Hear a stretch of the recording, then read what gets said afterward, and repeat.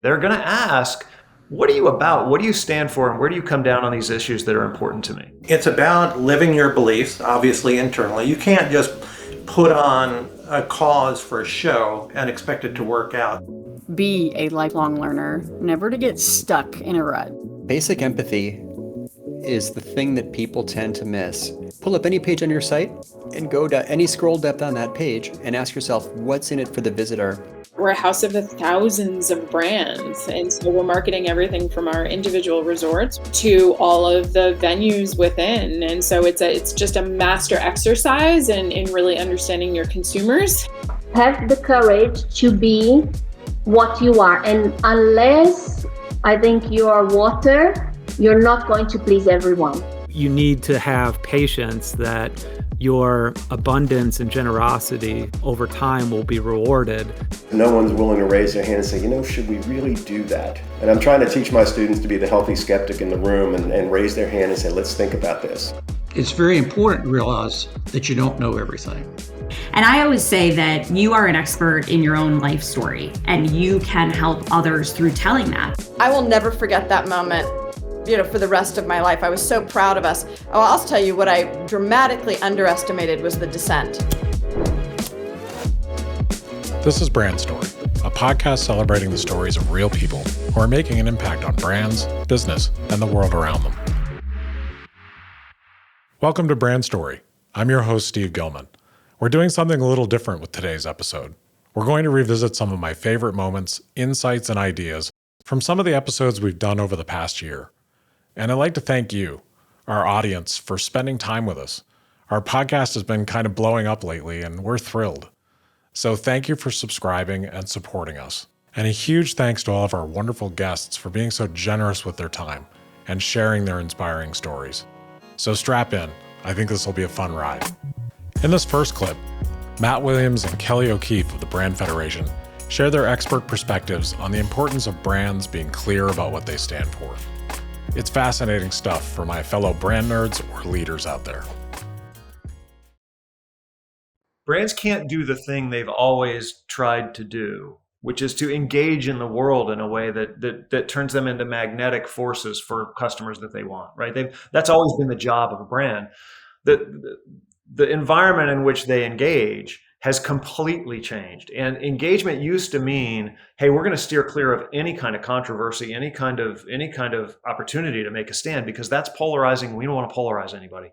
The world has flipped to a point where any brand who's scared to take that stand and scared to risk the polarization, people are just going to write off as a spineless, meaningless, massive jelly, right? So now the question people ask is not just, what do you sell and does it work and what's it going to do for me? They're going to ask, what are you about? What do you stand for? And where do you come down on these issues that are important to me? And I want to know that before I shell out my money for that thing. And we never really asked that 25 years ago. In fact, if we ventured into that area, the board pushed us out of the room. No way we're doing that. Now you have to. And activating around that is really important. It isn't just about marketing, right? No, marketing is just a piece of it. I mean, it's about living your beliefs, obviously internally. You can't just put on a cause for a show and expect it to work out. State Street Advisors did that. Yeah. People try it. Yeah, they built this awesome statue of Fearless Girl who they put in front of the bull on Wall Street. It was a great message that really attacked those companies who treat the women in their company worse than they treat the men. Unfortunately, State Street Advisors was found to pay the women in their firm less than they were paying men for the same job. So it blew up in their face. Yeah. So it does have to be honest. You actually have to look and say, am I living by these beliefs? But then if you are, feel free to share them. It doesn't matter if they align with everyone else.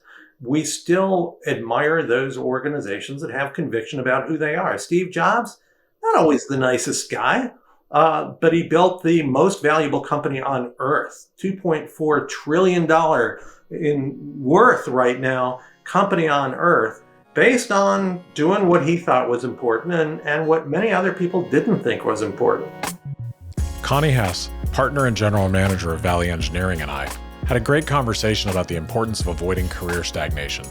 Her perspective on being a lifelong learner really resonates with me.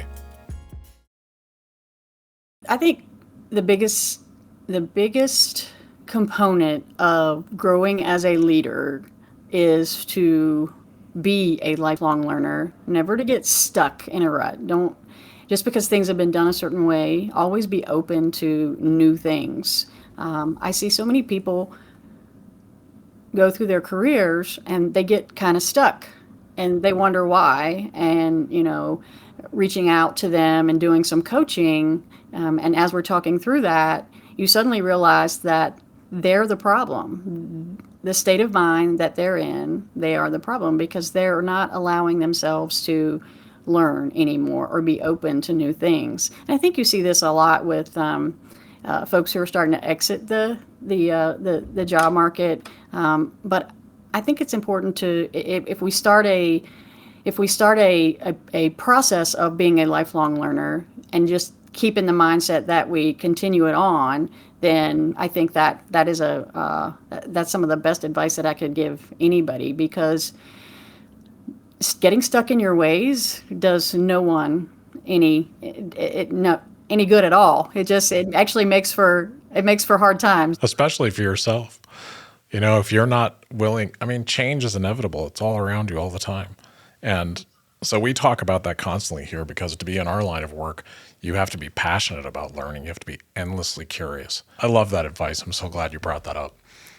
That's, from really successful people I've talked to, I've heard those themes, and I think the people who we meet that we find the most interesting and who you can tell are passionate about what they do are always lifelong learners.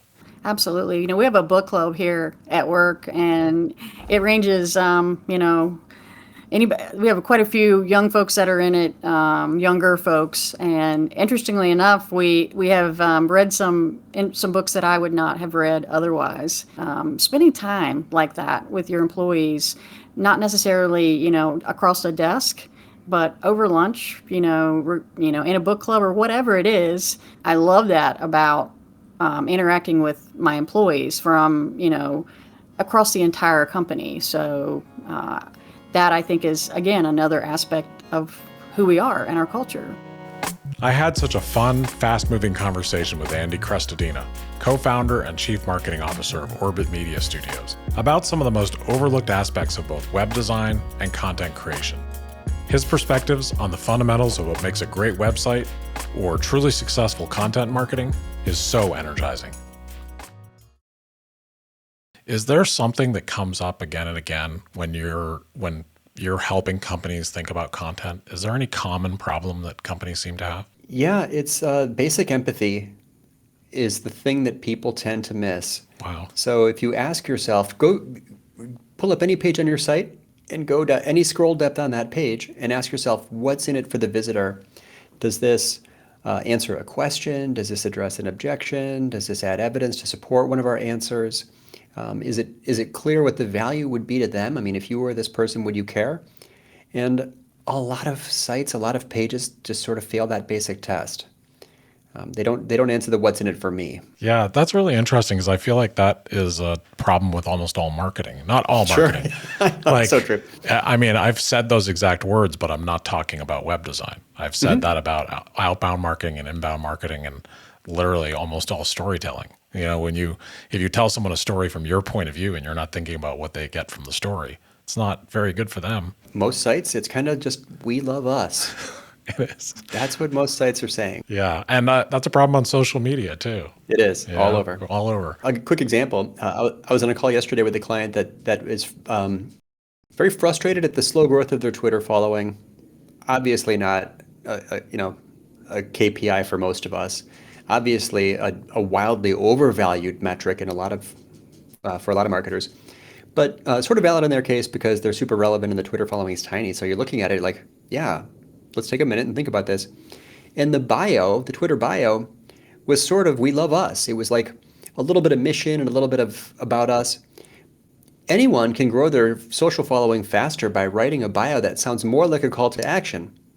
Follow us to get video interviews with business leaders put your content strategy into your Twitter bio and you will see faster growth.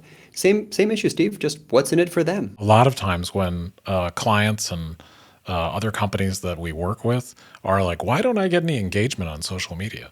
Like, why do I only have, I'm doing all this stuff, why do I only have 2,000 followers on Instagram, or fill in the platform, really?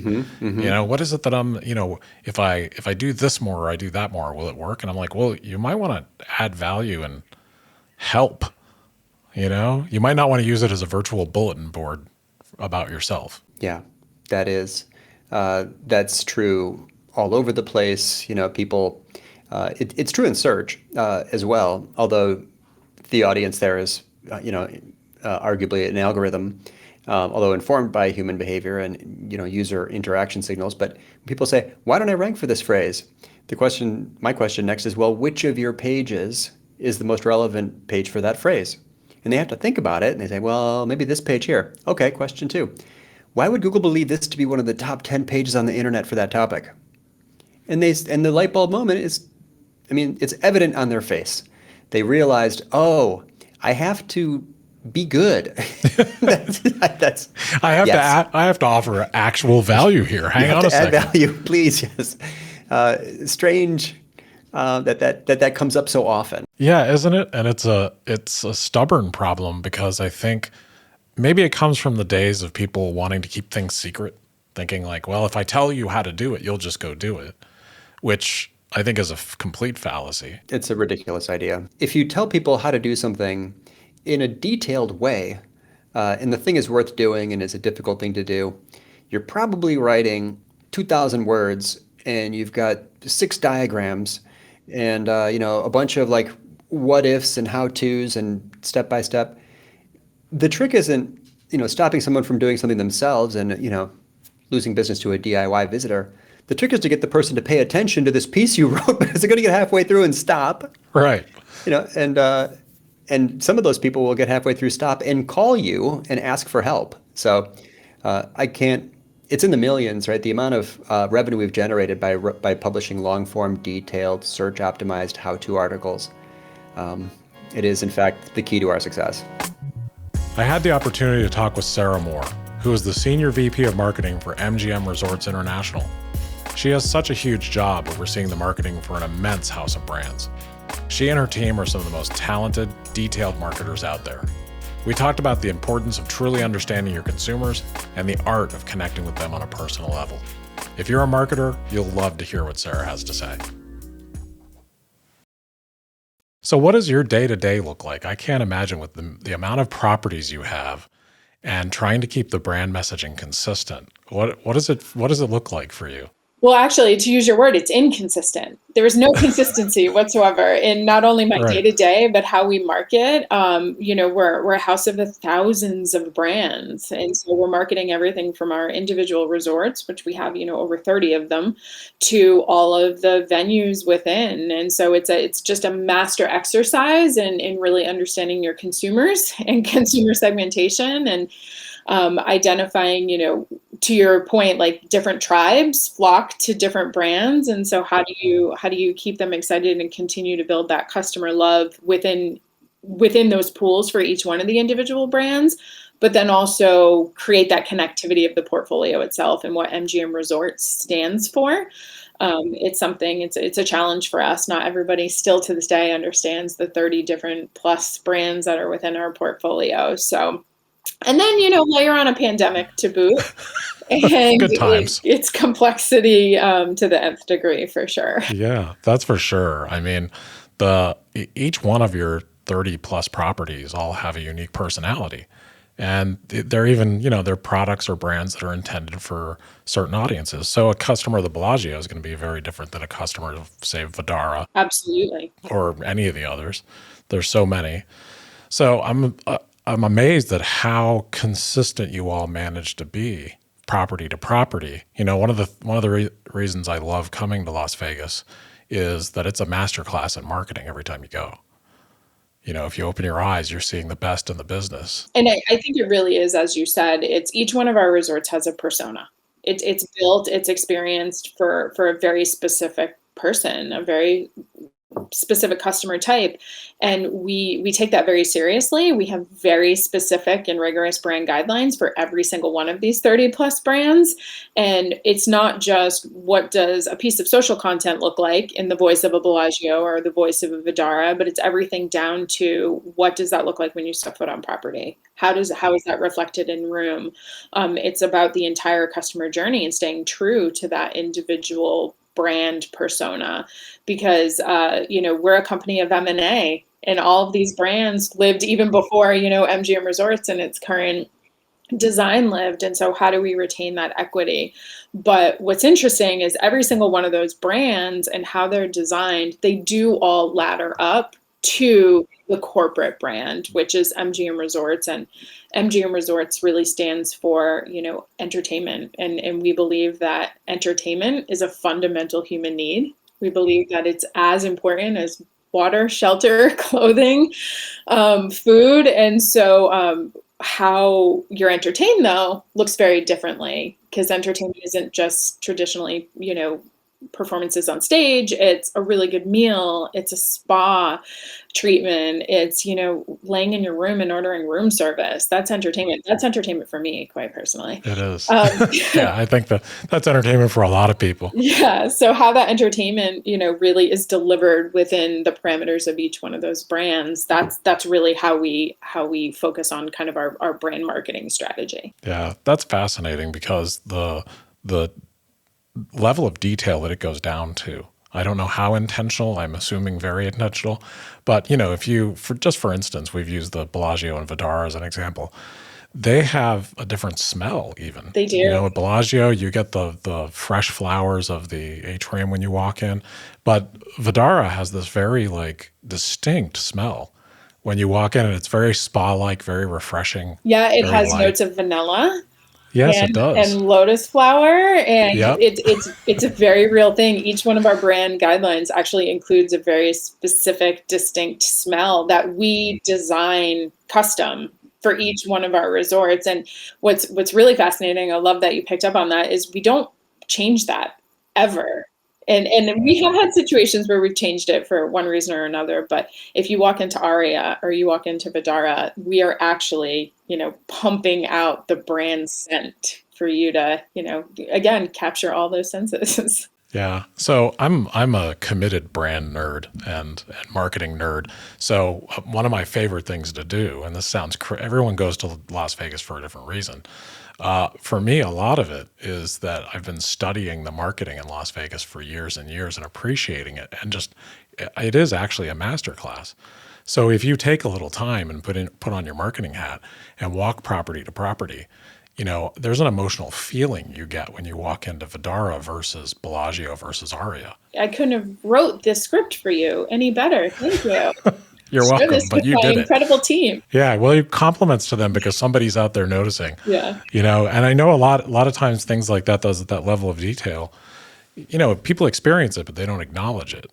And to me, it's a form of artistry. It's storytelling. And I really appreciate the level of detail that you go to, because it does actually matter and it pays off. Thank you. And I appreciate that. And it is very intentional. And even to the point of how our marketing team, quite honestly, is structured. We don't just have a marketing team sitting in corporate kind of pulling all the strings. We have marketing directors of marketing that live at the property, and that's their job. Their job is to live, breathe that brand and ensure that it is intentional across kind of all aspects of the experience. So we're designed that way. Patricia Corsi is the Global Chief Marketing and Digital Officer for Bayer Consumer Health. And this moment from our conversation is just a brief glimpse into what an extraordinary brand marketer and empathic leader she really is. Her perspectives on brand purpose are so important to hear for both marketers and leaders alike. If you're interested in strong, authentic brands, please check out our full episode when you get a chance as well. I watched your keynote at the Marketing Leaders Summit, and it was on purpose as a priority, and I really love that. I love the title, and I love what you had to say. Can you speak to how you think a brand's purpose should inform its marketing? So thank you very much for watching, by the way. I really enjoyed that session as well. So look, I think if we start from the beginning, the most important thing is to make sure that we have clear strategies. We have informed strategies that come from the right places, consumer-centric, customer-centric, that adds value to the consumer, the customers, and the shareholders. If we are having strategies that deliver against that, I think we are doing a good service overall. The purpose for me is that red line that guides you on what are the things that your brand is entitled to talk about or not entitled to talk about genuinely and authentically, right? Because I think this is also a very testing time for marketeers, because it feels like every brand needs to talk about every single topic, even when there is absolutely no correlation. Like, how many COVID ads you have seen where when a brand that had nothing to do with anything was saying, we are on this together, hang in there. And people see through those things, right? So I think that the role of purpose is really, how do you use it to add value to the people that you're serving? So I can give you immense examples in different categories, but let me pick one that is outside of the ones that I work today. So if I pick, for example, foods, fast-moving consumer good foods, there is a massive crisis in both ends of the spectrum, right? So we still have a lot of people starving, and we still have a lot of food being thrown away. There is food enough that is being thrown away that could feed everyone that is starving. This is something that if you have a brand in foods that was born out of purpose to feed the nation, to provide good nutrition, if you're not doing anything about it, you're not living your purpose genuinely and authentically. And actually not doing anything is worse. Yeah. Because you know what I mean? It takes courage to do some of this movement. So when I was working for Dirty is Good, for example, a laundry brand where it's all about getting dirty because detergent's clean, and we start talking about how dirt was good, it was so counterintuitive. But getting dirty is part of learning, and kids, without the dirt, without the stumbles, without the falls, they will never develop to be brilliant human beings. And even with their health, right? Because you build the immune system by, playing with, with dirt and sand and all of those things. So the brands who were born out of purpose, and there is a wealth of brands in that area that do not take a stand, they are actually as guilty as the ones that are trying to take a stand on something that is not authentic. But the ones that are trying to do something just to jump on the wagon, they get a worse rep. But at least, and I'm going to say probably something a bit controversial, I commend them for at least trying. Because it's, there is no playbook, there is no blueprint that says step 1, step 2, step 3 to a life in purpose for your brand, right? So at least they are trying, at least they are doing something to try to deliver this value added. For me, the ones who have everything and not doing anything, for me, these are the ones that I really find difficult to understand. Yeah, I agree with that. And I think what you said about being authentic from the point of view of joining a conversation when it's appropriate and not just joining in on everything. And, the other part of that is if you don't stand for something, you don't stand for anything. You've got to take a stand somewhere. I always think of brands, what are you for and what are you against? There's got to be some polarization there of what position you're taking. And I love we could talk all day about the Get Dirty work you did, the campaign. I love that. That's some of the best work I've seen. So what is one key piece of advice that you wish more brands would follow? Well, I think we were navigating a little bit in this area. It is really to build up courage. And I think you said something super important, that is sometimes saying what you don't stand for and what is as important as what you stand for. But this takes courage to make a stand. And so the way I'm going to express is we need to de-average. Because sometimes the brands want to be everything to everyone, and they end up being nothing to everyone. So I think there is a lot of respect, yeah, for brands that they they stand for something and they are firm into that, even if that is not your personal area of passion.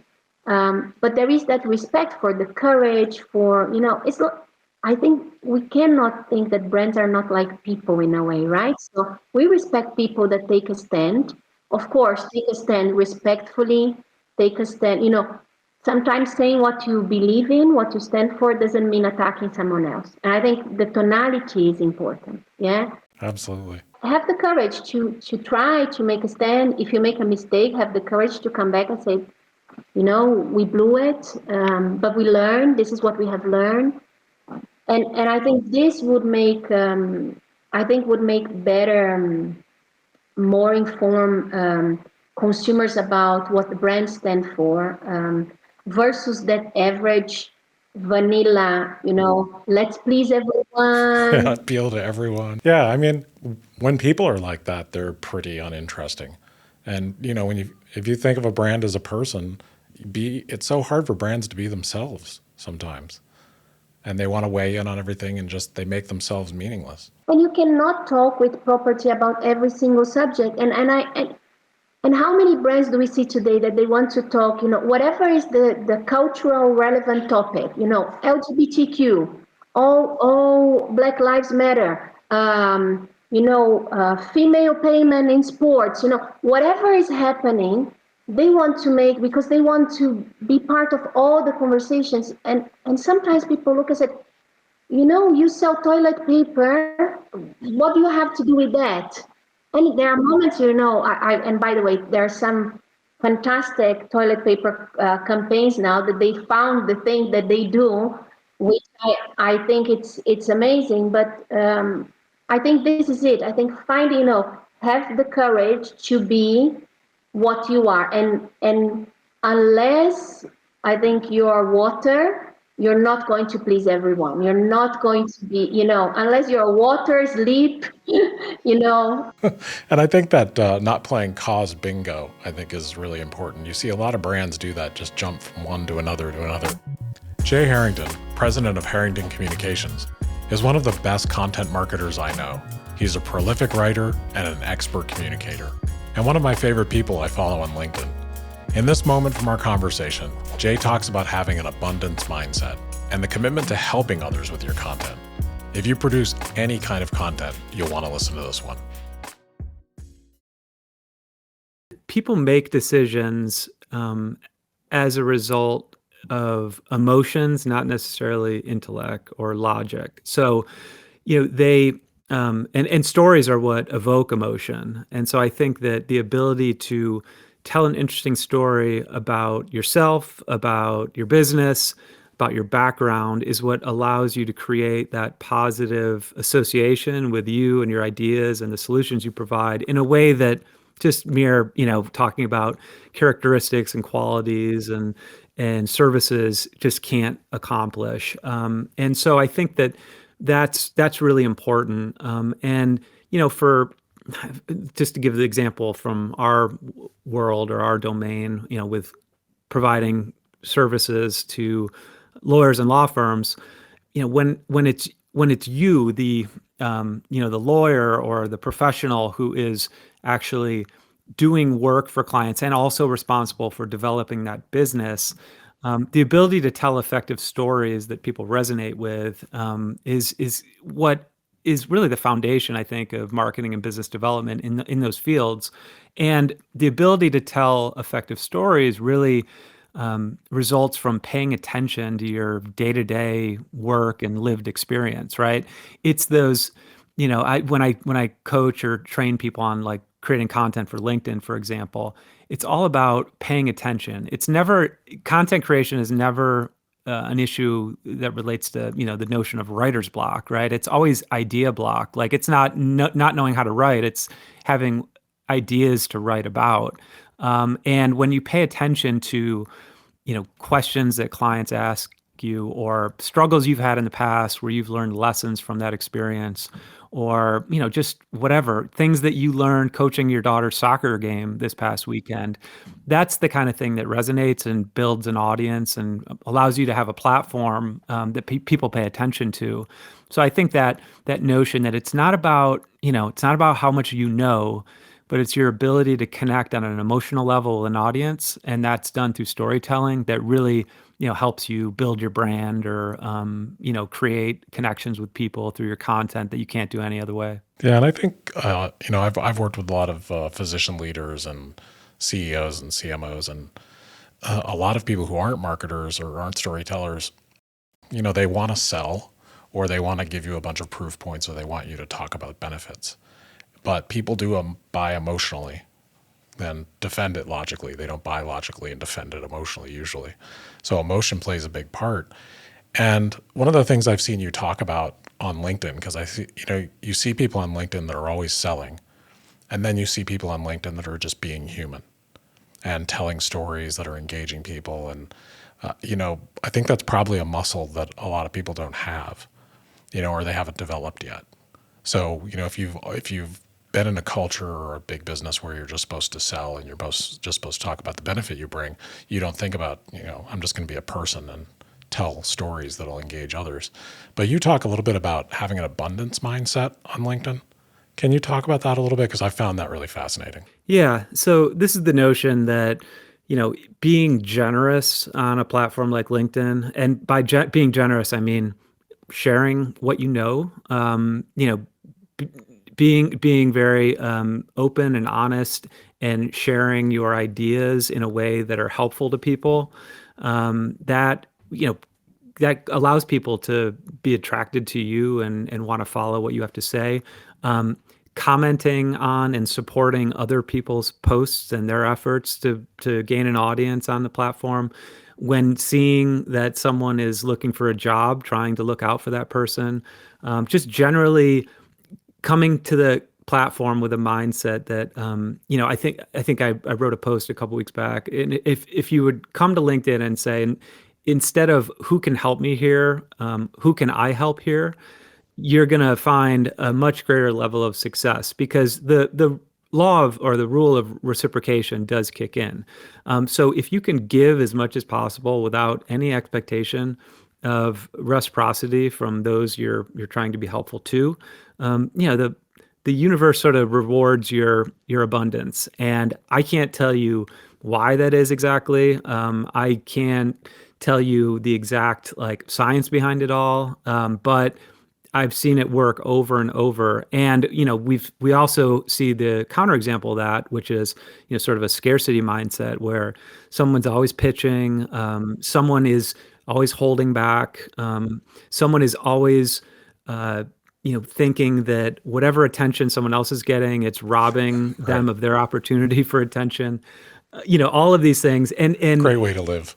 Yeah, exactly. And it's just the way it is. So I think if you can have that abundance mindset and with that abundance mindset comes patience too, right? I mean, we're always in a hurry. We think that, and this is always frustrating with clients, right? Where they think, oh, marketing, everything should be a big splash that has an instant impact. And that's just not the way it works, especially in businesses like legal services, where, to go from the point at which a prospective client becomes aware of you to the point at which they're going to hire you involves a whole lot of trust building. And, you need to have patience that your abundance and generosity over time will be rewarded, because if you come with that scarcity mindset, you're going to turn people off. I couldn't agree more. Companies that we work with, we've been their agency for 10 plus years because we just show up every day trying to help. We're not trying to sell. We're not trying to get them to do something. We're actually just trying to help. And I think that abundance mindset, applies to life. It applies to social media. And I see people respond to that on social media over and over again, especially on LinkedIn, because when you cheer someone else on, it doesn't cost you a thing. It isn't taking away from your accolades. It isn't taking away from your business. there's a big enough pie for all of us out there. Yeah. Yeah. No, I mean, it's the way it is. Just go on and observe. I always tell my clients that who are like, I can't figure this LinkedIn thing out. It's just pay attention. And you'll see, you'll notice the patterns, you'll spot the connections, and you'll be able to witness like what is working on the platform. And of course, there's a difference. There are people who are pitch all the time and seem to get a lot of engagement on their posts and whatnot. But I wonder whether they're actually, that attention is translating into what we all want, which is business. I think they're two different things. Whereas certainly my approach, once in a while, I think Gary Vaynerchuk uses the term jab, jab, jab, right hook. Every once in a while you can throw a right hook, but you want to build up the goodwill such that right hook actually lands with people. And that's by, mostly giving value over time. And, I know that I almost never, if I have a new book coming out or something, there'll be some promotion related to that. But, I post every day on LinkedIn, sometimes twice. It can be a bit obnoxious, I'm sure, for some people. No, actually, I love it. Yeah, but it's almost never, at least I try never to be overtly promotional with any of the content.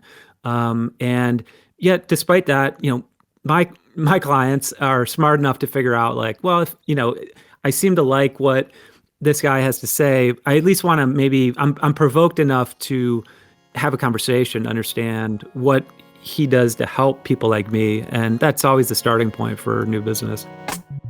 On an early episode of our podcast, I talked with Scott Witthaus, professor of visual storytelling and digital media at the VCU Brand Center, and a great friend of mine. Scott is such a detailed and knowledgeable storyteller, and his perspectives on why we all need to have a healthy skeptic in the room, you just can't miss. So I have a question about, you've worked with so many different brands, like throughout your career, and not naming any names or anything, but still to this day, what do you think are the common visual storytelling and mistakes that brands make? That one is pretty easy, Steve, because I teach that to my students all the time. I see, quite honestly, I look at it in the Super Bowl ads a lot. Yeah. And I see visual execution before concept and story. If you, and I try to tell my students, they will come to me with an idea, and I say, I'll tell them, what's the concept? And they say, well, the concept's about these two people walking down the street, and it's going to be in black and white, and it's going to be snowing. I said, no, that's the execution. What's the concept? Well, they're walking down the street, and it's snow. No. What, and then we start dissecting. I said, what problem are you solving? And then we can get to a concept from that idea of problem solving. And that is the biggest error I see all the time. I actually have and quite honestly, also I see a lot of things go out on the air, and I'm not even going to count what's on the web because that's a bit of the Wild West. But I see a lot of things go out on the air, and my wife and I will look at each other and go, "Who approved that?" and I've actually got an entire class I do now called the Healthy Skeptic. Where, in the ad industry, especially, a lot of the agencies have been bought up and they're all part of conglomerates. And I found a post on LinkedIn by a gentleman named Derek Walker about the lack of the healthy skeptic in the room anymore. And that's how stuff gets out, because no one's willing to raise their hand and say, should we really do that? Should we really do that? And it came crystal clear to me about 4 years ago watching the Super Bowl. And there was a Dodge truck spot that used part of a sermon from Dr. Martin Luther King. Yeah, I remember that. So remember that one? Yep. So I looked at my wife, Pamela, and I said, that doesn't feel right. I'd love to have been in that room. Well, then I kept that spot, and then I started digging a little deeper into that sermon. And you can find it on the air. There's some people who have been very clever. They found the rest of the sermon and put it to the visuals. And it was about the evils of materialism. And talked about advertising people are very good at their jobs to make you want to buy that car or buy, So that commercial and then finding that other part of the sermon started me looking at other things of like, how did this get out there? And I'm trying to teach my students to be the healthy skeptic in the room and raise their hand and say, let's think about this. Maybe there wouldn't have been a Pepsi moment. years ago with one of the Kardashians, I think. And there's so many things you see on the air. And as I started digging into things, I kept finding more and more and more. And it's like, where was the healthy skeptic? And you know, these big conglomerates have kind of pushed that down. If you disagree, you are not a team player. You know, that's kind of, and, you know, and I tell my students, if you raise your hand and you feel, you know, you've made a good point and it's a point that's true to your moral compass and they fire you for it, you shake their hands and say, thank you very much. This, you know, I'll be on my way now, because that's not where you want to be, right? I got to spend some time talking with George Pace, who is an accomplished leader in both the nonprofit and for-profit worlds. His advice around the importance of surrounding yourself with people who add to your skill sets and keeping external focus in business are just the tip of the iceberg of the valuable leadership advice he shares. No matter how well you plan and how well you think you got your act together, what you don't know, and that's a very important thing to realize, because I think when we're younger, we think we're bulletproof and we know everything. At one time, I had that attitude, and I'm not necessarily, you know, you change over time because experiences. And I think that it's very important to realize that you don't know everything, and which requires you do two things when that happens. One, you figure out what it is that you're not very good at, because no one's good at everything, and you make sure you have people around you that are really good at whatever it is you're not good at. And then the second thing is you've always got to be focused externally. People become very inwardly focused because it's something they can control, and they like doing that. It's all in the internal process. And I get all that. There's nothing wrong with any of that. But the fact of the matter is that the competitive nature of business is such that if you don't keep a focus externally and spot the surprise before it becomes a crisis, you're in trouble. And I think that's one of the major things that I've learned along the way, which, I don't know, years ago, I didn't even think about that. Yeah, I think that's excellent advice. I think when people are at the beginning of their careers, or even sometimes at the prime of their career, they don't have the wisdom to know, I'd better get some people around me that are good at things that I'm just not good at. And so that when that crisis or that surprise does come, I've got a team in place that's complementary. You can't be threatened by people that are better than you at different things. And I think that's incredibly important. Callie Schweitzer is the head of the Creators Program at LinkedIn. I started following Callie's work early on, and she inspired me to create the kind of content that I put out today. I love this moment where Callie talks about LinkedIn as a platform for generosity. I like to say LinkedIn is a platform of generosity. It's a place to think we before me. And I think, Steve, what you're capturing is that vibe, that feeling that at the center of LinkedIn, it is about connecting people to opportunity, economic opportunity. And that is the ethos that our members bring. And I think that's something that is so critical to maintaining a platform that feels like a discussion, that feels conversational and not like broadcast. You know, my idea with this podcast was somewhat inspired by your work. And I don't know if you know that. So No. I wanted to tell you that, yeah. So Thank you. Absolutely, because, you know, I think there's a lot of self-promotion. It's like people who sell on LinkedIn, they're just relentless about trying to get you to buy something.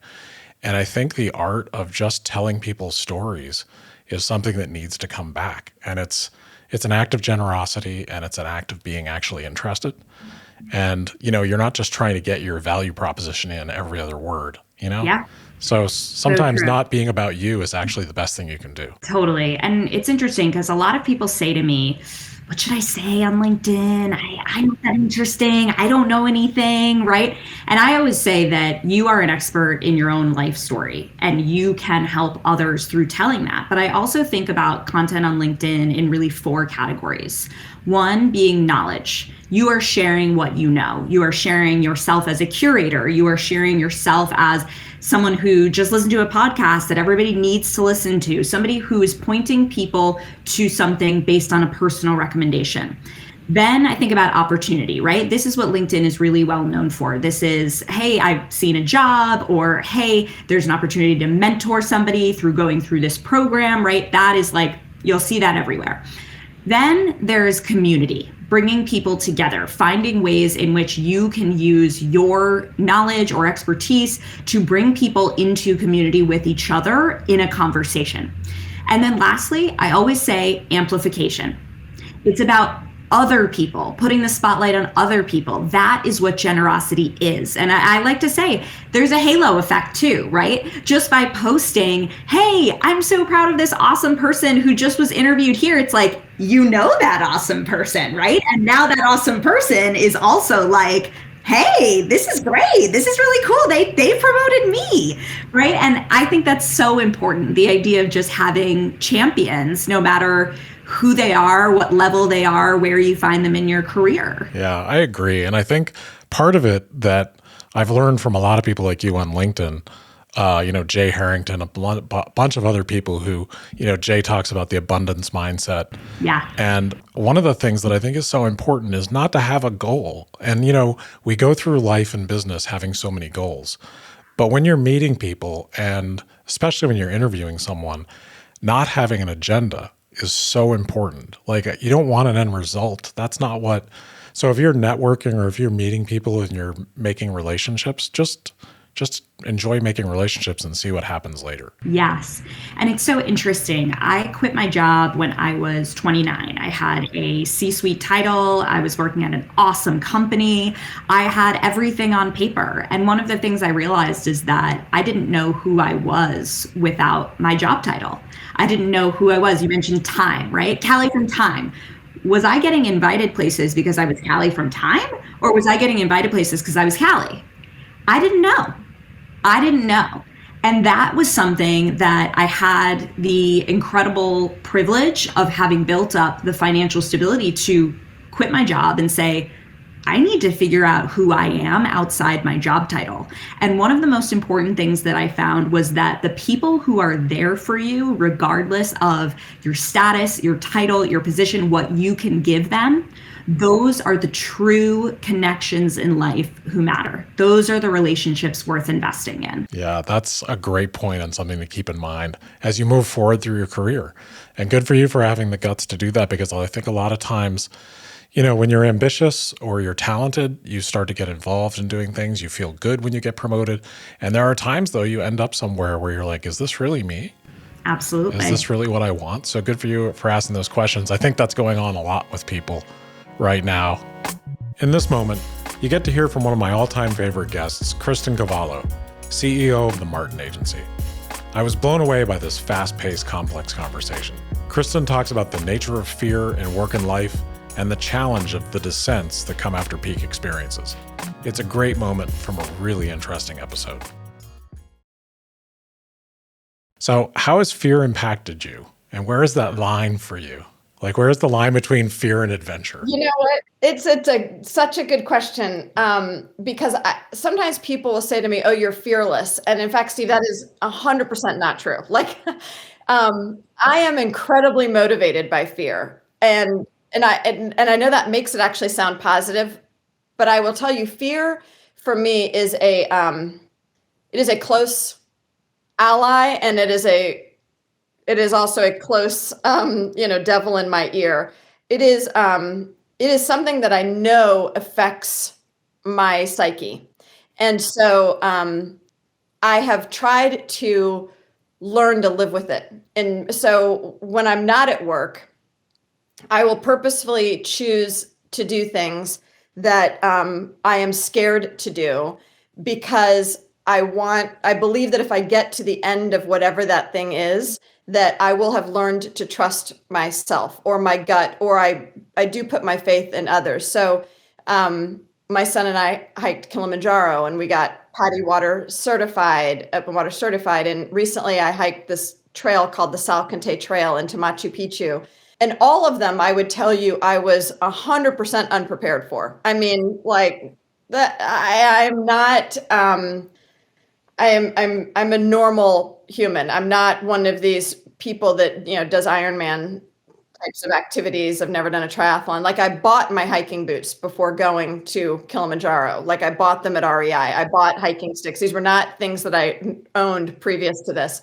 And so some might say that's just a high level of stupidity. But I did, I trained. I got a backpack and I put 30 pounds of laundry in it. And I got on the stair climber and watched Law and Order SVU. But I'll tell you, when we reached the top and my son turned around and looked at me and he had kind of tears in his eyes, I will never forget that moment, for the rest of my life. I was so proud of us. Oh, I'll tell you what I dramatically underestimated was the descent. And if I had done a little bit more homework, I would have found that most people that hike would tell you that the majority of accidents and injuries happen on the descent, not on the climb. And that is no joke. I 100% have learned to value the descent of anything. I think is actually in some ways harder than the journey up, because when we just said to ourselves 3 years ago, we're going to be agency of the year, like we were like 8-ball corner pocket, we're going for it, and we all marshaled together, and we were like, yeah, and then you get it, and then you're like, well, what now? And you can see that like the adrenaline crashes and people split because they've got the accolade and they've worked really hard and it's always been in pursuit of this thing. And then to keep the team together, to keep emotions going, we had to set another goal and then another goal in order to continue to have that momentum and that hunger, I think. And so I had underestimated, I think, the importance of the descent in all of that. And I think that I've learned a valuable lesson. That's a great lesson. And it takes a great leader to get people through the descent. Yeah, I'm still learning. I'm rooting for you guys for 3 years in a row. So you keep at it. We would be the first. I know. That's why it never happened. So I'm in your corner. But to go back to your football analogy, that's why teams don't repeat Super Bowl wins very often. Yeah. Same exact reason. The peak experiences are hard on the descent. They are. You're exactly right. Thank you for joining me today for this special episode of Brand Story. We have some great new episodes coming out soon with extraordinary guests like Claude Silver, Chief Heart Officer at VaynerMedia, Lebo Lyon, the voice of South African marketing, and Terrence Suplatz, former speechwriter for President Obama. If you haven't already, please subscribe and share our podcast. It means a lot to us. And a final thank you to the amazing crew here at Gravity Group, whose hard work makes these episodes possible. Riley, Mark, Stephanie, Taylor, Lindsay, thank you for your excellent work and your commitment to great storytelling. Thanks for listening.